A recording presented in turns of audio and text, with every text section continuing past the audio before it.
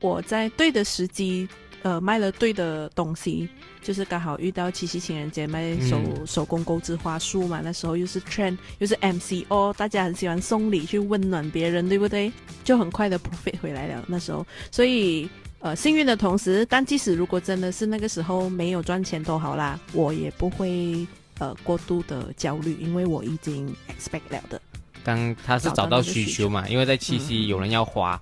策划加幸运啦，也是也是需要策划。我觉得幸运是其一，但是如果你没有策划好，然后你在七夕你卖水桶，未必有人要买的。卖水桶啊，亏你想得出来。或者你卖拉缸的东西，很难会去的确是上来，所以这样子，如果是for我的3个瞬间。